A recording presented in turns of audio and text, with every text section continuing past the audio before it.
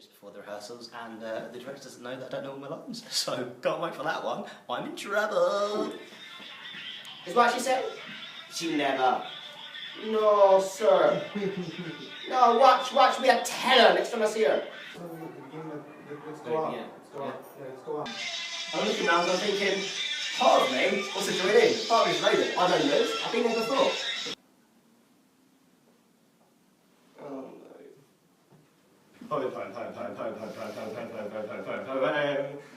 What if it happens in the performance? Then I'll just cut to this. Then I'll go. You won't go point. No. So this is a performance. This is a performance. I'll say. I can't remember if it's called something theatre or whatever. And they showed it again there, and we went. Like Marcel came with us that time. It's really sort of. Did you ever see that play? Yeah, really good play. Hello, Jacqueline. The time is now 7 minutes past 7. And I'm not sure if you saw that or not, but it is 7 minutes past 7, trust me. And 20 minutes to go.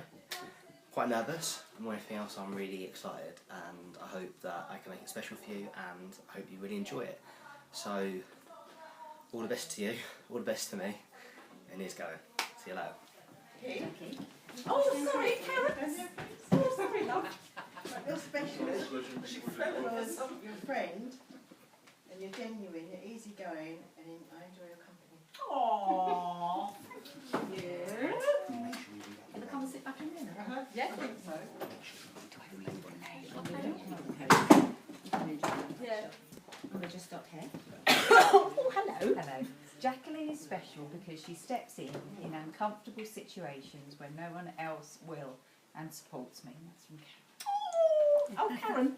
From you as well, Karen. Thank you. Oh, hello, Karen. That's from me.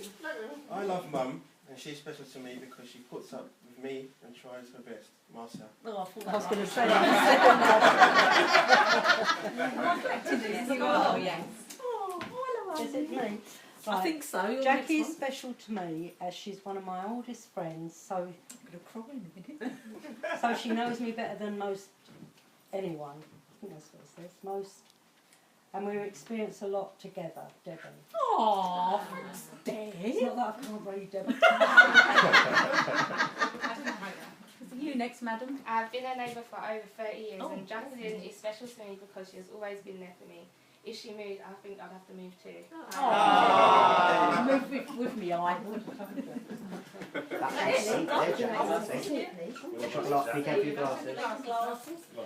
And Jacqueline, we've got one more message. Oh, yes. Aww. Okay. Aww. What am I pressing? It's Mum and Dad, I know, yeah.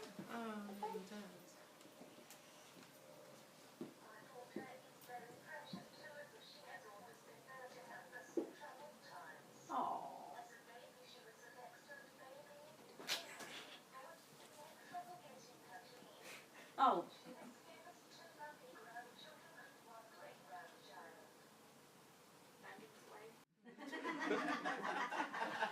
When I was younger, I was precocious, to say the least. I was quite a unique child in all the senses of the word. If I saw something, then I had to say it. My dad called it a lack of a filter. I remember my younger self once standing up in front of an entire family meal and saying, "Everyone look in the mirror, look, me, brown, Chris, my brother, brown, Dad, dark brown, Mum, white." And he looked around as if everyone's going to be a standing ovation. That didn't happen. It was the most awkward moment of my young life. Unfortunately for my mum, it didn't get a lot better from there. Now, when I was younger, I cared about 3 things: football, Merlin stickers, and blackjacks. Who remembers blackjacks? Yes. Blackjacks were banging. So those are the things I cared about. It was around about the age of 8 that I realised that people associate me far quicker with my dad than my mum because of the colour of my skin. Now, every Saturday, my mum and I would go down to the town centre. That was our little tradition. And this Saturday, I remember walking through the town centre there, and all I wanted was some blackjacks. Please, Mum. Okay, Michael, we've got a few things to do. If you're good, we'll get some later on.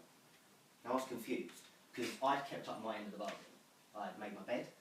I hadn't misbehaved at school. I was polite to everyone, so I couldn't understand why I wouldn't get any blackjacks. Please, Mum. Michael, stop going on about it, or you'll get none.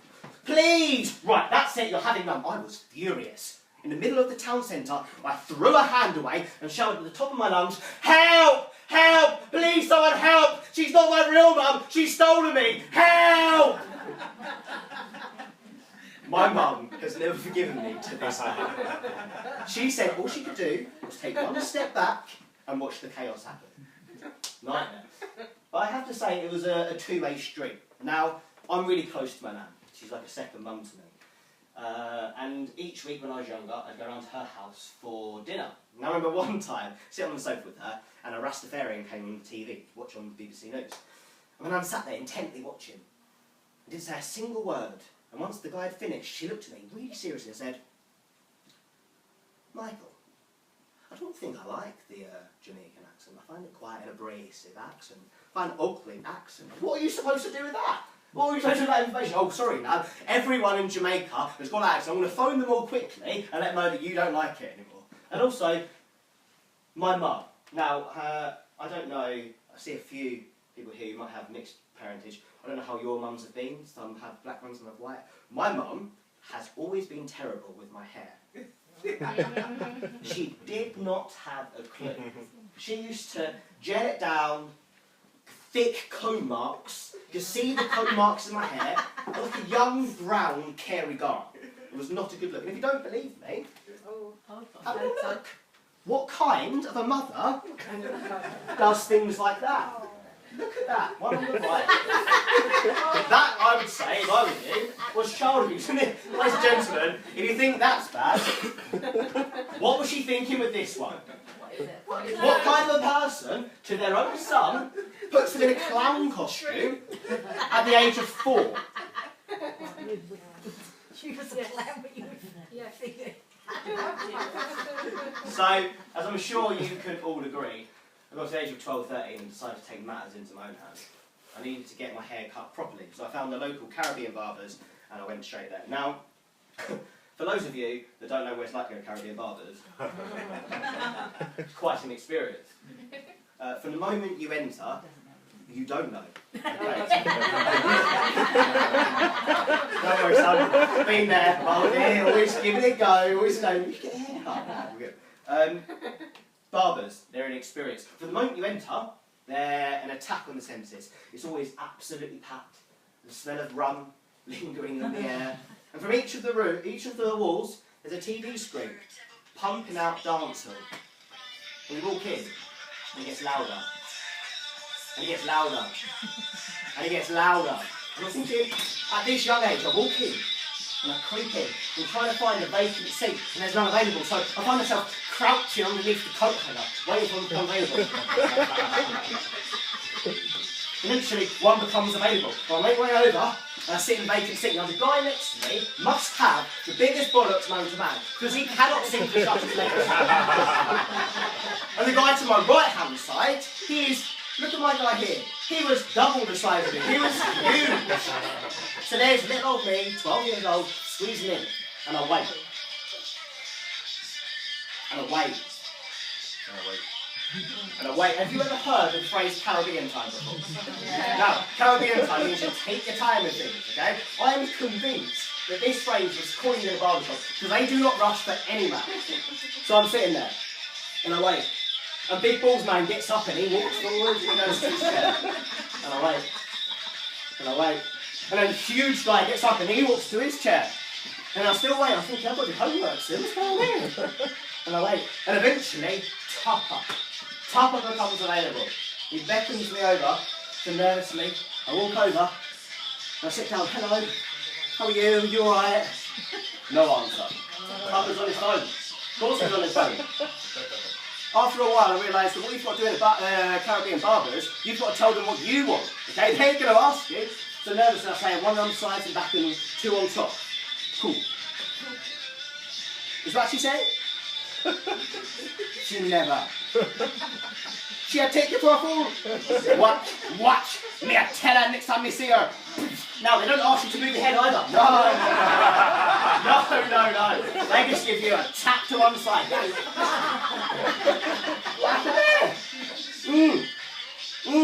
Yeah, man. That's it. Little ones. I'm not sure what that's about. Just little touches. I'm thinking, come on, there you go. Cool. Yeah, man. Tell me again. No, sir. What you say? No, sir. She an idiot. She had taken for a fool. Idiot. Bang. For the next half an hour, my head's going left and right and left and right. I'm thinking, I'm paying £10 for the privilege. But, ladies and gentlemen, the worst thing that can happen to you when you're in the barber shop is for a song to come on that everyone knows. To that point, everyone puts down tools, everyone gets up, and before you know it, there's the entire bar dancing. And I'm thinking, hang on, I've come here for a haircut. I've seen this before. I want to get involved, but at the same time, I've got all day. I've been pushed around, I've been prodded, I've been chucked about, and then I'm paying for the privilege. And I'm thinking, no, I'm having absolutely none of this. So, there we are. I think that being mixed race ultimately is a blessing. I think, as with most things in life, it can give you obstacles.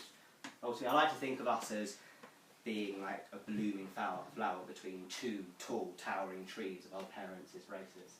I think that we get to see the best of both sides. I think that it allows us, as people, to become far more adaptable. I think the best way that I can put it is in my mum's uncle's words, just before he passed away. He said to my mum, the thing is, Anne, what Michael and Chris have got to remember is that one day, everyone's going to be mixed race, so they might as well make the most of it while they last. Cool. Now I've gone and seen it all. I've seen the blooming lot. I never would have thought it, the pleasure I got. If you had told me long ago they were coming here in force, I never would have believed it.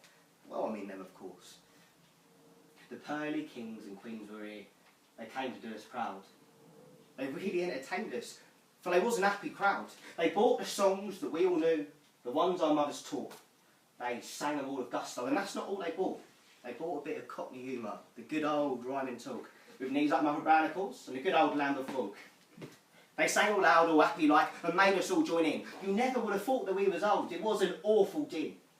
We had our meal of pie and mash and ate it all with relish, with good old Rosie dishing up and serving it with peas in bellish. Then back to have some fun again and join in with some singing. That really was an happy time that pearly group was bringing. Then it's time to say goodbye with a very heavy heart. We almost cried as we waved them off and saw them all depart. They promised to return one day and give it another crack. I think they enjoyed it as much as us and helped us raise some cash. The songs they sang all took us back to the happy days of old, of awesome carp and friendly folk and coppers good and bold. The friendly corner shop was there to greet us with a smile, and all of that returned tonight, just for a little while. In the same way they came to them, I have come to you. My wish, my gift, my hope is that through this night, their love shines through. You are a special one, Jacqueline, the everlasting glue that gives and gives, but now you see, I hope, how cherished is all that you do.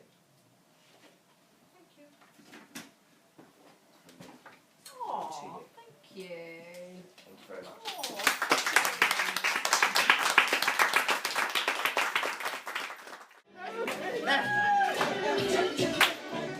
That's it.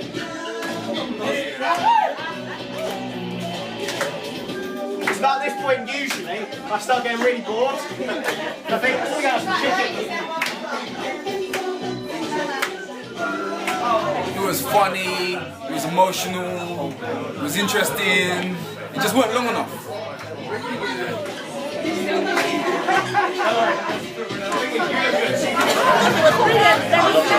Unusual. Yeah, I think it was very, you felt like you were part of everything. So for that, yeah, that was lovely.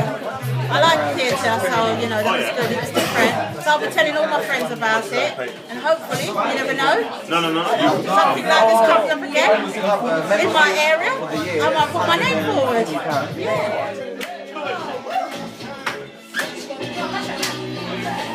Today was really interesting. It was different. I didn't know what to expect. They came to our house earlier in the week and interviewed us, so it was emotional. It was a good night. Everyone's like, oh, we're trying to predict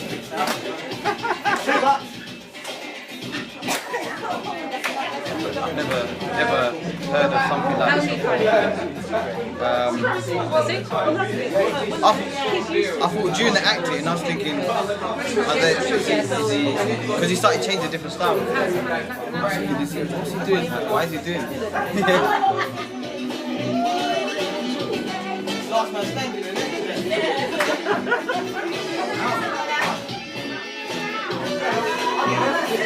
Listen, should I do your thing? You go freestyle. You make you happy. You do your thing. Freestyle.